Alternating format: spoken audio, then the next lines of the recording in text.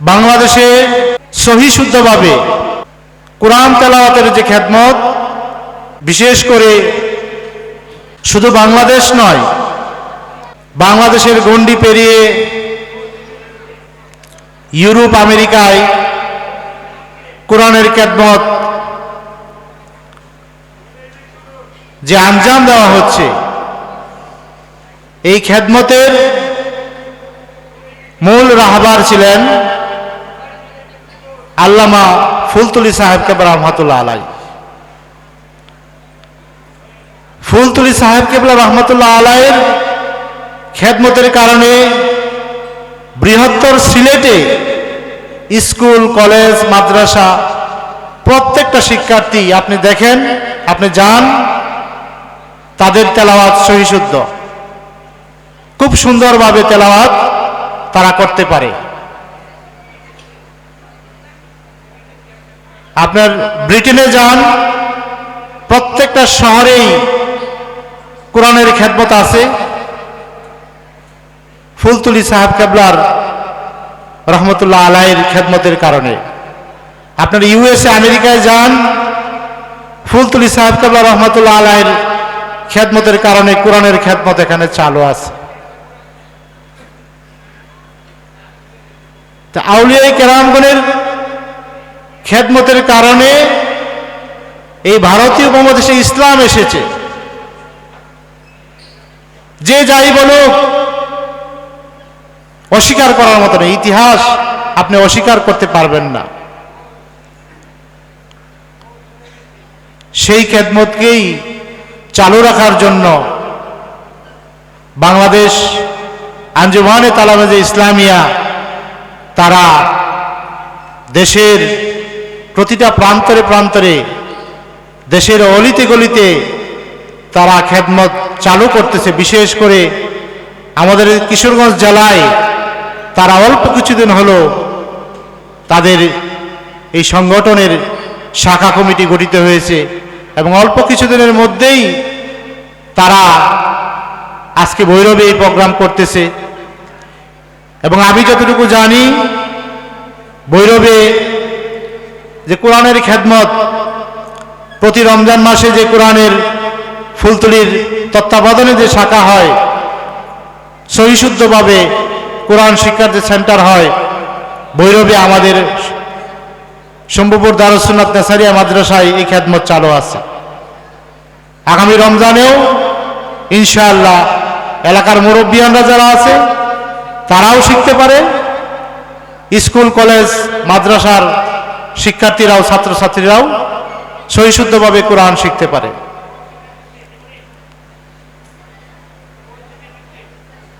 এই জন্য আজকের এই মাহফিল খুবই গুরুত্বপূর্ণ। আর আমরা বাদ মাগরিবের পর কিছুক্ষণকে যে জিকির আজকার করলাম, মুরাকাবা মুশাহাদা করলাম, মাগরিবের নামাজের পর আমরা 2 রাকাত করে 6 রাকাত আওয়াবিনের নামাজ পড়েছি। তারপরে আমরা সূরা ফাতিহা 3 বার, সূরা ইখলাস 10 বার, 11 বার দুরূদ শরীফ পাঠ করছি। তারপর আমরা লা ইলাহা ইল্লাল্লাহ নফি আসবাতে জিকির করেছি। তারপরে ইসমে জাত আল্লাহ আল্লাহর জিকির করেছি। এইগুলো আউলিয়া কেরাম তাদের নিজেদের বানানো কোনো আমল নয়, সরাসরি কোরআন এবং হাদিসের তত্ত্বপাত্য, কোরআন এবং হাদিসের রেফারেন্স থেকে এই আমলগুলো আসছে আমাদের কাছে। মহান আল্লাহ তাআলা পবিত্র কালামে পাকে ঘোষণা করেছেন, ইয়া আইয়ুহাল্লাযীনা আমানু উযকুরুল্লাহা যিকরান কাসীরা ওয়াসাব্বিহুহু বুকরাতাও ওয়া আসীলা। যে হে ঈমানদারগণ, তোমরা বেশি বেশি করে আল্লাহ পাকের স্মরণ করো, জিকির আজকার করো, সকাল সন্ধ্যায় মহান আল্লাহ তাআলার তাসবিহ বর্ণনা করো।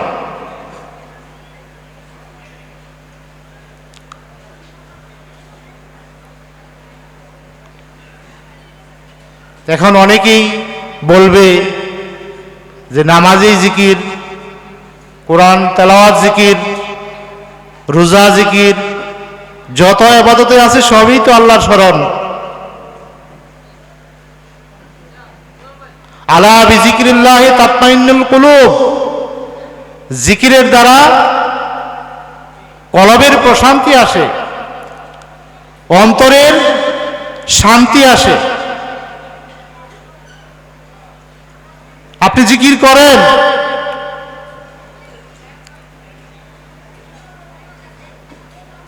আমরা অল্পক্ষণ জিকির আজকার করলাম, আমাদের মনে প্রশান্তি আসছে কি নাই? আমার দৃঢ় বিশ্বাস, আমরা চোখ বন্ধ করে অল্পক্ষণ আমরা জিকির আজকার করলাম, আমার মনে শান্তি আসছে, প্রশান্তি আসছে।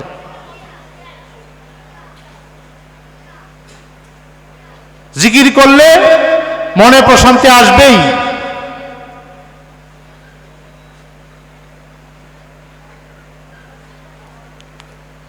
قال رسول الله صلى الله عليه وسلم من قال لا اله الا الله مخلصا فدخل الجنه।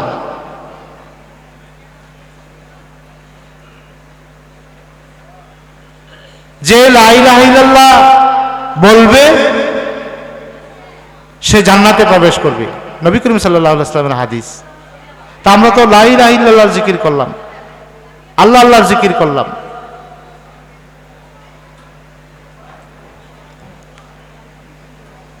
আর আমরা ওইটাকেও সমর্থন করি না।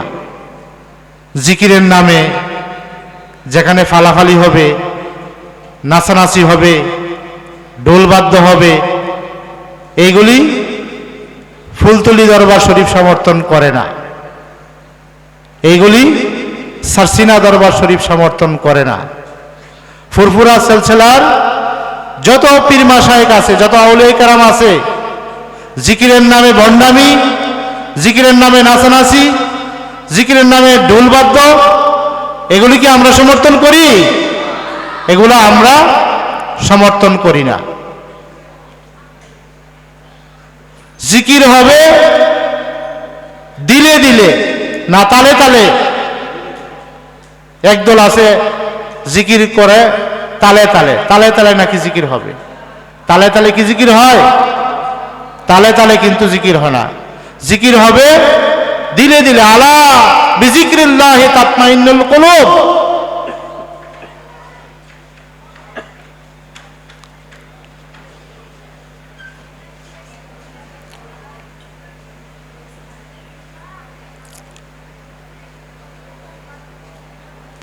কারণ আমরা মানুষ, আমরা গুনাহগার। আল্লাহ তাআলা ফেরেশতাদের সৃষ্টি করছে, তাদের তবিয়তেই কোনো গুনাহ নাই, মানে সৃষ্টি লগ্নই তাদেরকে এমনভাবে সৃষ্টি করছে তারা গুনাহ কি জিনিস বুঝে না।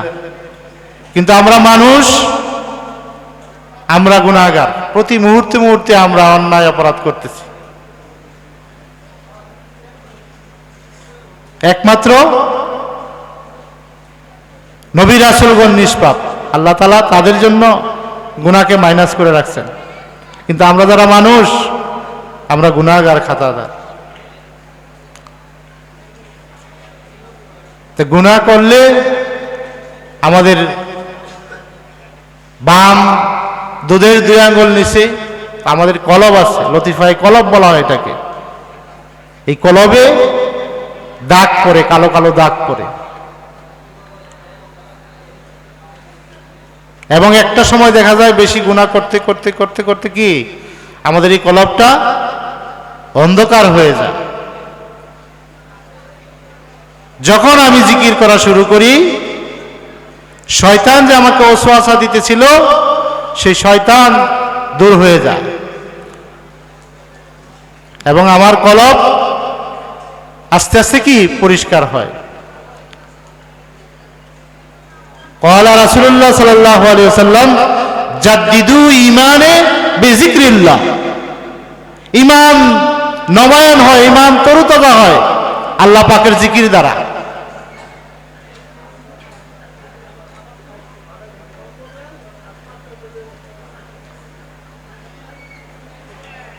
এই জন্য আপনাদের কাছে অনুরোধ থাকবে, আমরা আজকে যেই জিকির আজকার করলাম, আমাদের আউলিয়া কেরামগণ যে উপদেশ দেন যে আপনি প্রথম 300 বার জিকির করেন, তারপরে 500 বার করেন, 700 বার করেন, এভাবে বাড়িয়ে নেন।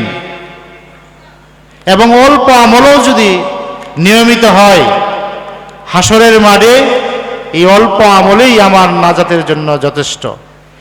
একদিন সারা রাত ব্যাপী আমল করলাম, পরে আর কোনো খবর নাই, এই আমলের কিন্তু মূল্য নাই। আপনি 100 বার করেন, 300 বার করেন, কিন্তু এই আমলটা আস্তে আস্তে রেগুলার জারি রাখেন। প্রতিদিন মাগরিবের নামাজের পরে যদি আমরা পারি আওয়াবিন নামাজ পড়ার চেষ্টা করব, তারপর অল্প সময় আমরা আল্লাহ পাকের স্মরণে বসব। পৃথিবীর যুগ শ্রেষ্ঠ যত আউলিয়া কেরাম হয়েছেন, মুরাকাবা মুশাহাদা করে, মুজাহাদা করে, কষ্ট করে ফজরের নামাজ আদায় করে বসলেন, অল্প সময় জিকির আজকার করলেন, তারপর সূর্য উঠলে আপনি এশাকের নামাজ আদায় করলেন। সিস্টেম করা আছে, যদি আমরা এগুলি পালন করি। এখন রাত গভীরে যখন সবাই ঘুমের ঘোরে আপনি উঠে গেলেন, আল্লাহর দরবারে আপনি হাজিরা দিলেন, যা চাইবেন সবই আল্লাহ তাআলা কবুল করবে। পরীক্ষিত আমল, তাহাজ্জুদের আমল শুরু করেন, ডাইরেক্ট কানেকশন। এখন আমি আমল করি না, আমল নাই, আমি নাম দিলাম আমি আশিকে রাসূল। আমি কি আশিকে রাসূল? রসুলের কোনো সুন্নত আমার মাঝে নাই, রসুলের সুন্নত অনুযায়ী আমি আমল করি না, এই আশিকে রাসূল নাম দেওয়ার কোনো মানে হয় না। আহ্বান জানাবো, আমরা আসেন আমল করি, আমরা আমল করি। আমল না করে যত বড় বড় স্লোগানই দেই, আমাদের কোনো কাজ হবে না।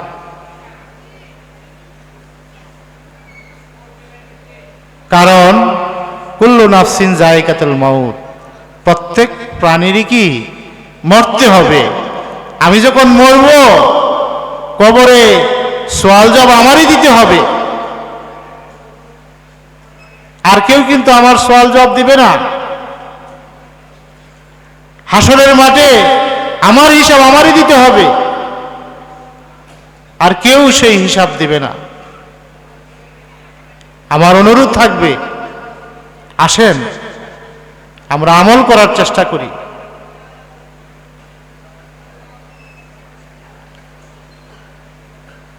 পাঁচ ওয়াক্ত নামাজ আমরা জামাতের সহিত পড়ার চেষ্টা করি, এবং আমাদের বিবি বাচ্চারা যারা আছে তাদেরকে পর্দায় রাখার চেষ্টা করি। আমার যে ছোট্ট মূল্যায়ন অথবা গবেষণা বলেন, এখনকার সময়ের বেশিরভাগ লোক, আমরা মুসলমানরা জাহান্নামী হওয়ার জন্য একটা কারণেই যথেষ্ট, যে পর্দা নাই। আমি বড় আলেম, আমার বিবি পর্দা করতেছে না।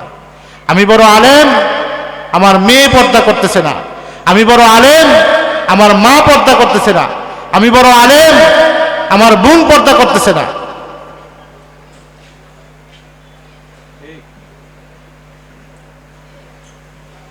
যে লা ইয়াদখুলুল জান্নাতা কি বলা হয়, যে ইয়ারা জান্নাতে যাবে না, দাইয়ুস। আর দাইয়ুসু লা ইয়াদখুলুল জান্নাতা, দাইয়ুসরা কখনো জান্নাতে যাবে না। আর দাইয়ুস কি মহিলা নাকি না পুরুষ? দাইয়ুস কে? আমার বিবি যদি পর্দা না করে, বিবি দাইয়ুস না আমি দাইয়ুস। আমার মেয়ে যদি পর্দা না করে, আমার মেয়ে দাইয়ুস না আমি দাইয়ুস। আমার মা যদি পর্দা না করে, আমার মা দায়ুস না আমি দায়ুস।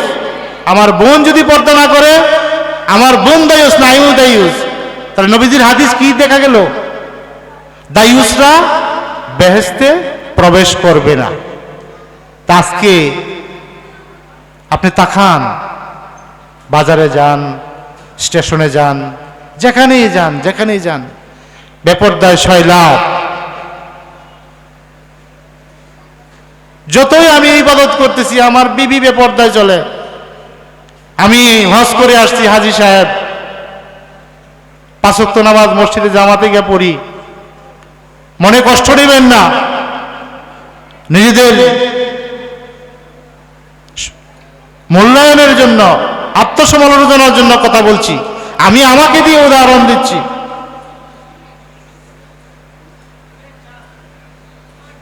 তাহলে কি উপায় হবে আমাদের? একটু চিন্তা করেন। আজকে এই ভৈরব বাজারে প্রোগ্রাম হইতেছে আপনার, আমাদের এই বাজারের সাপ্তাহিক হাট হলো বুধবার। বুধবারে আপনার হাঁটা যায় না। মহিলাদের চলাফেরার করার কারণে বুধবারে আমরা হাঁটতে পারি না। প্রয়োজন অনুযায়ী আপনি আসেন, পর্দা সহকারে আপনি বাজার সদাই করেন, নিষেধ নাই তো, কিন্তু আপনি এভাবে চলাফেরা করবেন। একজন পুরুষ সে ভয় পাওয়া যায়, কিভাবে সে ওই গলি দিয়ে, ওই রাস্তা দিয়ে হাঁটা চলা করবে।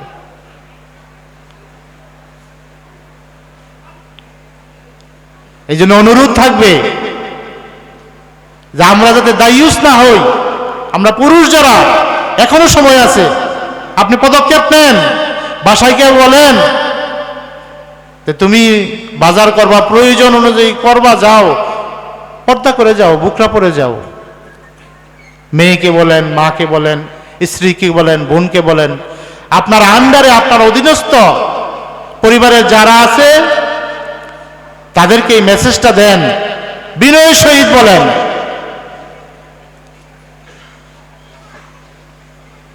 আশা করি ইনশাআল্লাহ কাজ হবে।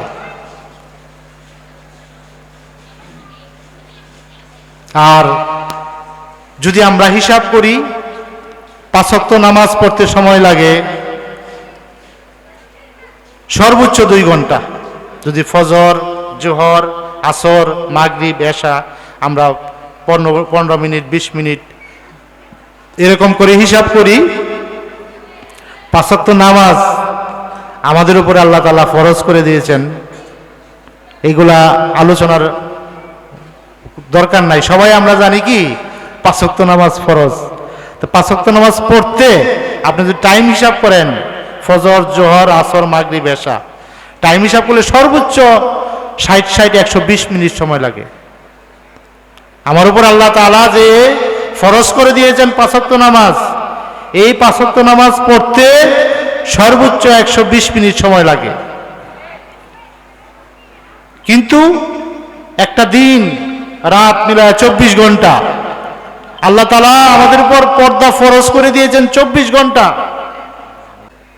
গোড়ায় বাসায় কি এটার বাবা বানায় করে নিজের জি বানায়া, দাওয়াত টাওয়াত খাওয়ায়া, বাসায় আইনা কাপড় চোপড় শাড়ি টাড়ি দিয়া দেন, অসুবিধা নাই, কিন্তু পর্দা রক্ষা করে আপনি সব কিছু দিয়ে দেন, গাড়ি বাড়ি যা আছে সব দিয়ে দেন, কোনো আপত্তি নাই, কিন্তু পর্দা রক্ষা করে দিতে হবে। যাই হোক, আমি আর কথা বললাম না। আমি আসলে কোনো বক্তাও না, আমল করার চেষ্টা করি, আমলের চেষ্টা করতেছি।